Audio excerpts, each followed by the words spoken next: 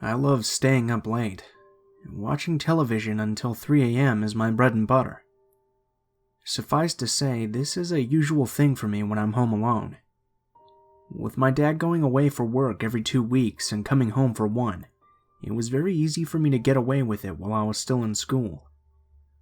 For context, I lived with just my dad, as my mom had passed away from cancer when I was only 12. But I wasn't completely alone though. I had a tuxedo cat with the most fitting moniker, Tuxedo. I've had him since I turned 16, and he's kept me company during the many long Canadian winter nights when I was by myself. His two favorite places to sit were the small red couch on the right side of the television, and the small table that was placed in front of the large living room window. I also occupied the big red couch right in front of the television.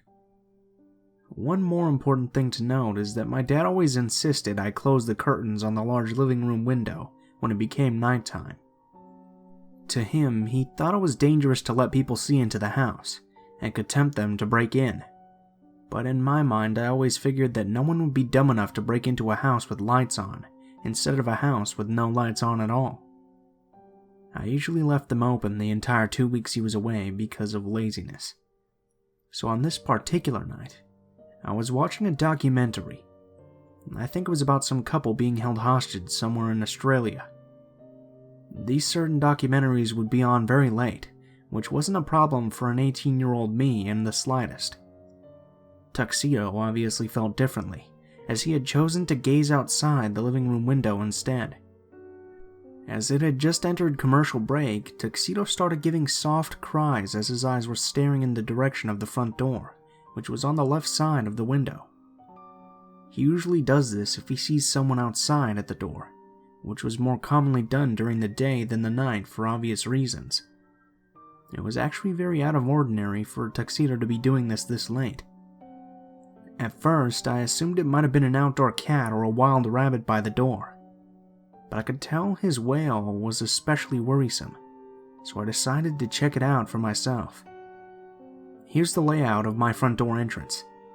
Tuxedo and I were on the top floor, but the entrance was at a lower level that was between the top floor and the basement. There was a small staircase that went down from the top floor towards the front door, and a second small staircase that went further down, away from the door to the basement. I'm standing at the top of the staircase, about to go down and open the door to see for myself, when I see a large shadowy figure in the frosted glass of my front door. I nearly collapsed to the ground when I saw this. It was definitely not my dad, and 11 p.m. at night. It was certainly not something I expected to see. I could tell whoever this was had something in the door and was trying to pry it open. At that moment, something came over me that I can't explain. It might have been the fact that I knew I had no one in the house to help me, or the fact that I felt an urgency to protect Tuxedo from this intruder, but I grabbed my cell phone off the arm of the couch and threw on the lights over the front door. The shadowy figure was now fully visible and clearly startled as our eyes met through the frosted glass. His face displayed in a jagged reflection. "Leave now! I'm calling the police!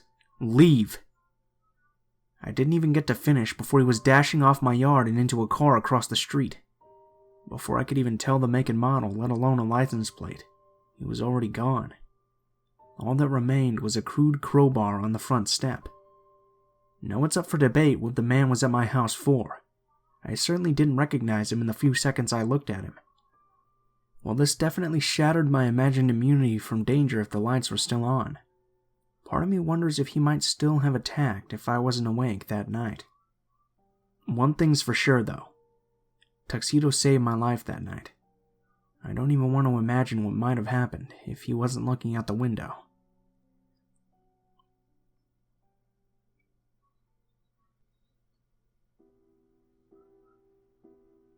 I posted part of this story a while back, but it was deleted because it focused primarily on something that happened to someone else. Now that it's developed further into a stalking and general creeping story of my own, I figured I might as well return for round 2. I had recently had a relationship end, so I was in rebound mode when a friend introduced me to a guy I found attractive. We ended up hanging out more on our own, hitting it off pretty well, and began seeing each other exclusively, although casually. I wanted to like him. He seemed nice and everything, but my gut instinct told me that there was something off about him. It was several months before I figured out what it was. I went to stay the night with him one evening, and we decided to get drunk. It got pretty hazy after a point, but I vaguely remembered getting really nervous at a point, making up an excuse to go home, walking myself back, and going to bed feeling rather troubled.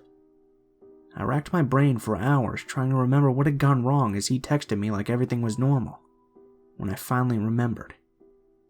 We had been discussing some touchy subjects regarding our pasts, when he decided to tell me a story about an ex of his. He described in explicit detail how he had violently raped her and gotten away with it due to her failure to press charges without a hint of remorse in his face or voice. I started ignoring his texts and calls after that. There was about a week where I was getting 20 missed calls and texts a day. Although none of it was threatening or creepy, the frequency was just way too much. I started placating him with the occasional text claiming I was busy, sick, or tired, or otherwise too occupied to talk or hang out, and he actually stopped trying to contact me for several months. During that time frame, I became seriously romantically involved with someone else, and started a customer service related job in a centralized, fairly high crime area of the city. I was dreading the day he would come in to buy something at my place of work, and after about a month of working there, he did. Later that evening, he texted me wanting to get together, so I told him I had a boyfriend, and I heard nothing out of him for quite some time. I thought that he would finally be out of my life, but there was one day he came back to the place I worked to tell me he factory reset his phone and lost my number, so he wanted me to find him on Facebook. I never did. He began coming to my workplace significantly more often, and I tried to give him the benefit of the doubt, but he never seemed to come in when there were any other people in the store, and if a lot of people started coming in after him, he would leave and come back later. There was one day that he stood there for over half an hour, repeatedly telling me how much he misses me and whatnot. I had gotten to the point where I didn't react much to anything he said, and it didn't seem to faze him. There was one day that he came in right as a large rush was starting, so as usual, he left. After all of those customers cleared out, my boyfriend called me, so I decided to talk to him until the next customer came in. I was pacing around while we talked, and I kept noticing movement from outside the window from the corner of my eye, but when I would take notice and look dead on, nothing would be out of place. I positioned myself so that I could see the window in a mirror, and I watched him walk by 6 times, look in the window to see if I was occupied, and quickly leave before he'd figured I'd seen him. Sure enough, when I got off the phone, he came back in, pretending to have forgotten to buy something he needed the first time around. I ended up getting engaged to the man I was with, and still am, and there are a lot of people in his past and my past who aren't very happy about that. People have been doing all kinds of shit to try and drive a wedge between us, but we already know all of each other's dirty laundry, and we're both smart enough to tell fact from fiction when it comes to rumors, so we're good. Well, this creep decided to try and take it to the next level and circulate explicit photos of me from when we were seeing each other to a number of people that my fiancé knows. Of course, it didn't hurt my current relationship, but we're both pretty pissed at the one who did it. Even after that, he still pulls the stalking and talking shit at my workplace, and there's not really anything I can do about it. I'm really glad I have such a great future husband, because I'd hate to have to start dating all over again and risk getting myself mixed up with another head case like this one.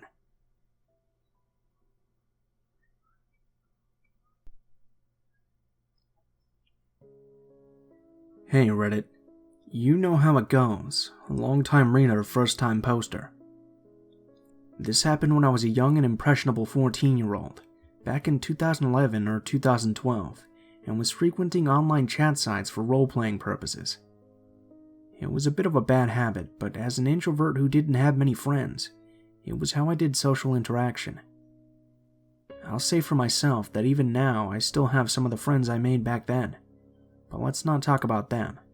let's talk about my friend, Alex. Alex was a guy that I met in a Doctor Who chat room.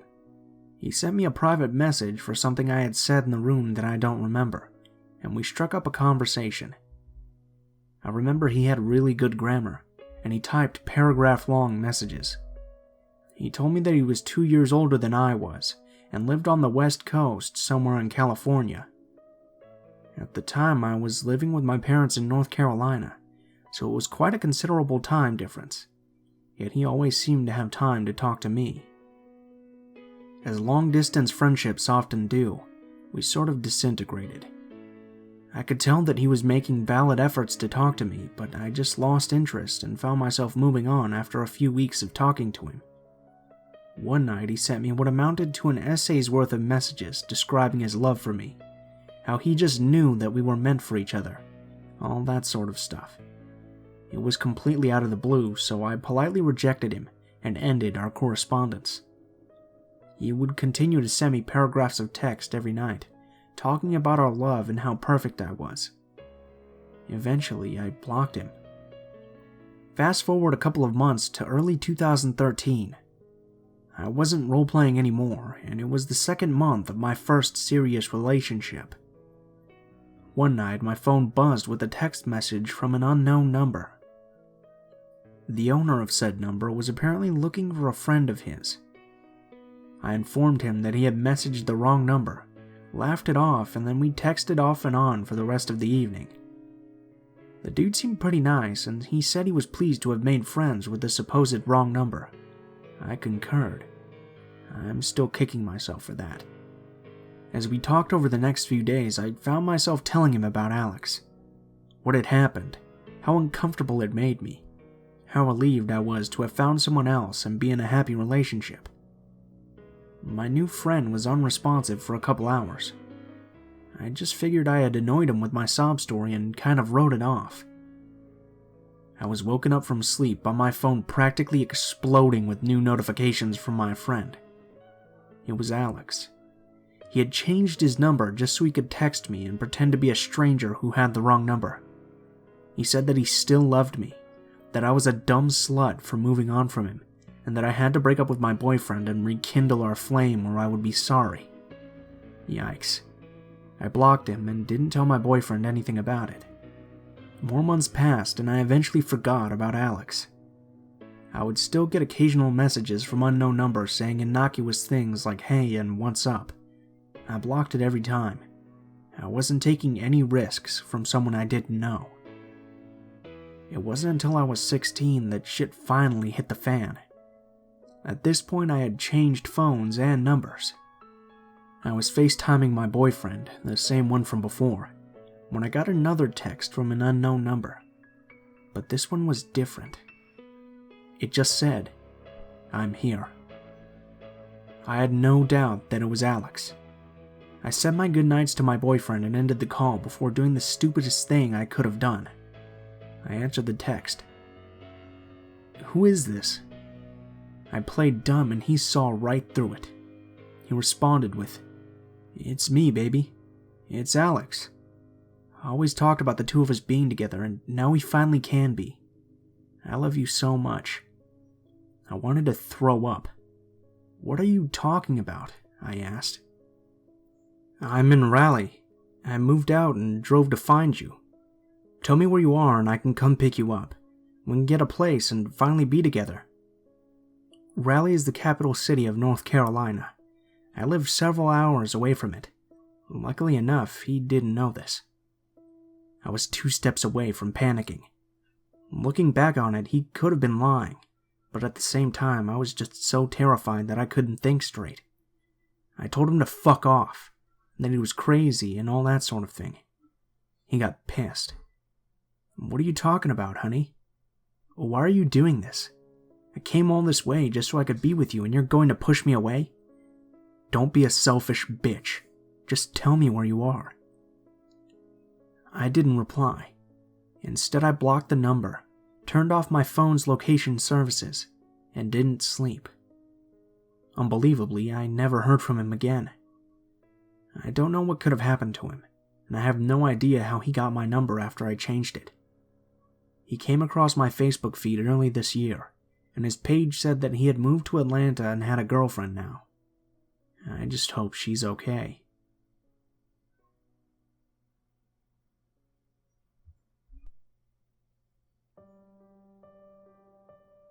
This took place in 2013. After graduating college, I was about to embark on a summer-long road trip that I had been planning for over a year. At the last minute, my friends bailed on me, but being the adventurous sort, I decided not to let it stop me, so I packed up the guitar and went on my way. This is how I came to be a 26-year-old girl, road tripping it across the country alone. Since I was very poor, I was camping in national forests or rest stops and living out of a borrowed minivan. All was going well and I was having the time of my life. However, a few months in, I had made it to California and was traveling around the Vallejo, San Francisco area. One night, I was looking for a new place to camp out and found myself on a Bay Area highway wrought with unusual detours.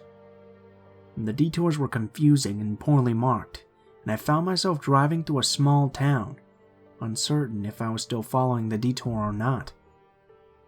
It was about 9 p.m., but since it was a small town, no one seemed to be out and about to ask directions from. I tried to use my phone, but the signal was crummy, and my phone sucked to begin with. Figures. I mumbled and threw my useless phone onto the passenger seat. It seemed like I was getting out of town and into some kind of warehouse district, but I could see the highway up ahead in the distance, so I decided to head towards it. The single road I was on led me through rows of factories, but there was nowhere to turn off. I still was headed towards the highway, so I kept on. I passed a large, old car. I'm terrible at identifying cars, but it's the kind you would call a boat. Very cool, classic car kind of thing. In the parking lot of a factory. When I passed, he switched on his headlights and pulled out behind me. I honestly didn't think anything of it. I figured that the poor guy was lost too and that he followed me thinking I knew where I was going. I continued for a while with him still behind me, and finally reached the highway that passes over the road. Much to my dismay, I turned a corner into a gravel lot of sorts that dead-ended into a fence right underneath the highway. There was no way from there to get onto it. This is where it gets creepy. The gravel area was about 2 lanes wide, but the large car pulled up behind me directly in the middle so I couldn't get around him. This raised an immediate red flag, but I tried to convince myself that he was just a lost guy, and his parking in an inconvenient way was merely an accident. However, I didn't want to get out of the van and ask him to move, so I began trying to come up with a plan. I pulled a little farther towards the fence, as if trying to make a U-turn. I already knew there wouldn't be enough room, but what he did next frightened me. As the nose of my van came up against the fence, he pulled up to the fence too at an angle, blocking me from going any further. Now I knew he was up to no good, and now I could get a look at him as we were very close to each other. He had a baseball cap and a crazy ZZ Top style beard. To give you a picture, I was in the right of the 2 lanes, with the crazy man blocking me to my left, and to my right was 3 cement pylons, what you usually see blocking off highway construction, running the length of the lot with a car width in between them. Here's where I take a bow to the gods of dumb luck, as I saw something in those pylons that most would not. You see, prior to this road trip, I had spent 8 years as a bus driver, and much of that time was spent training new drivers. One of the maneuvers on the commercial driving test in my state was called the backwards Serpentine. To pass, you had to back the bus through 3 cones positioned in a straight line. Since the cones are only a bus width apart, not length, you must turn at exactly the right time to master this move. It was very similar to what I was looking at now, although doing it with cones is a little different than a cement block, because if I crashed into a block, I would certainly not be able to drive out of there, and who knows what this man had in mind. I gunned it in reverse, keeping the maneuver I had taught so many in my head. Keep in mind that driving tests are graded on accuracy, not speed, so this was the first time I had ever had to do this fast. By the time I had made it around the second pylon, he realized what was happening, but because he had a big car and was pushed up against the fence, it took him a few wiggles to get turned around. By then, I had completed my maneuver and took the fuck off back down the road. He followed, but there was no way to know if he was chasing me or fleeing, as there was only one way in or out of this place.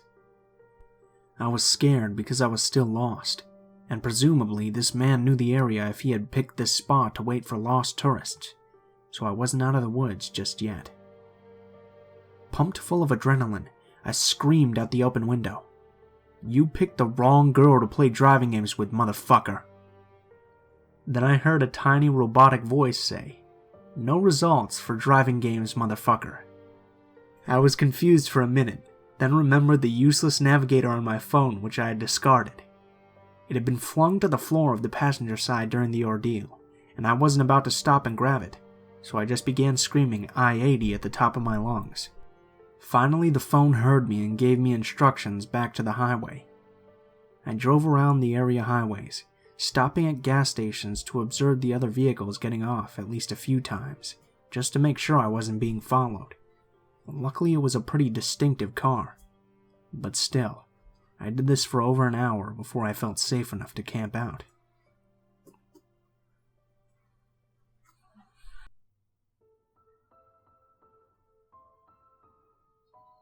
What is up, guys? Blue Spooky here, as always. I just wanted to thank you guys so much for watching, especially if you made it this far to the end of the video. If you enjoyed the video, please feel free to leave feedback in the comments below, or perhaps like, share, or subscribe if you feel so inclined. If you have a personal story that you'd like to send in, or if you'd just like to message me sometime, go ahead and take a look in the description below. There will be links to all of my social media accounts, including my Facebook, Gmail, and Twitter account. Go ahead and check any of those out and send me a message, and I'll try to include your story in a video or get back to you as soon as possible. If you do decide to send in a story, please be sure to include in the tagline the name of the story and any possible themes it might have, as well as how you'd like to be credited in the description of the video the story appears in. If you're curious at all about the music used in today's video, you can go ahead and check down there in the description. The music is always listed in the description below, in the order which it appears. I also name the tracks, and provide links to the artists if you feel like checking out more of their work. Last but not least, if you guys have any constructive criticism, please feel free to leave it in the comments below, as I'm always looking for new ways to improve the channel. Thank you guys so much for watching, and I hope you guys have a great day.